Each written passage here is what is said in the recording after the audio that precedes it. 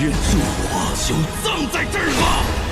李渊复活仙主，为何到头来只是一场万年骗局？王林是如何救出真正的李渊？在仙逆的最新预告中，王林看穿了李渊的真面目。当真相层层揭开，才发现这场耗空李家数万年、牵连两族无数人命的复活大计，从始至终都是一场自欺欺人的万年骗局。仙主本人不愿复活，李家世代被当作养料，连策划一切的仆从残魂，到最后都活在自己编织的谎言里。那这场骗局到底荒诞在哪里？王林又是如何撕开层层伪装，救出被执念裹挟的真正李渊？首先，这场复活从根源上就是错的，因为他从始至终都违背了仙主本人的意愿。仆从残魂只想着让主人重临世间，却从来没有问过主人愿不愿意以屠戮后人的极端方式回来。葛洪是上古仙人的直系血脉，用后人精血献祭先祖，本身就是违背大道的事。仆从残魂所做的一切，只是一厢情愿的自我感动，到最后感动的只有自己，伤害的却是所有在意的人。因此，王林要阻止这场复活，救出真正的李渊。那么，王林又是如何看破骗局，救出真正的李渊的？他靠的从来不是蛮力硬拼，而是洞察细节的心智与直击本质的因果之力。从相遇之初，王林就没被李渊的悲情牌打动，全程保持冷眼旁观，一步步推导出真相。他最先发现的破绽是葛洪临死前没有看向动手的李渊，反而死死回望山顶石像，接着又注意到石像容貌与葛洪高度相似，顺藤摸瓜猜到了葛家的血脉身份，再加上李渊时而真诚隐忍，时而偏执狠戾的反常状态，很快就拼凑出了双魂共存的真相。因为王林手握因果之鞭，能看破神魂深处的因果纠缠，所以他一眼就分清了，真正的李渊本心不坏，只是被奴印里的残魂压制了意识，很多很辣的决定根本不是他的本意。所以王林没有像对付普通仇敌那样直接斩杀，而是选择打散残魂，解救李渊。破局的过程更是攻心为上，因果为刃。王林先点破葛洪的先主后人身份，动摇残魂的信念根基，再点破石像气血，先主抗拒复活的事实，击碎残魂坚守万年的执念，最后祭出因果之鞭，直击神魂深处的因果链条，一边抽离残魂的执念力量，唤醒李渊本身的意识。最关键的一步是王林厉声喝问，逼着李渊回头去看石像的两行血泪。当亲眼看到主人悲痛抗拒的模样，残魂坚守了数万年的信念瞬间崩塌，再也无法维持对肉身的掌控，最终主仆残魂随青烟消散，刻在李家血脉里的万年奴印也随之彻底消散。所以回头看这场万年骗局，从来没有什么惊天阴谋，只有一缕中仆残魂的执念与自欺。他骗了李家世代族人，骗了葛家后人，到最后连残魂自己都骗了进去。而王林的出现就像一道破开迷雾的光，拆穿了谎言，终结了悲剧，给了李渊一个完整自由的人生。执念不除，便永远困在自己编织的牢笼里。唯有看清本心，放下偏执，才能真正挣脱宿命的桎梏。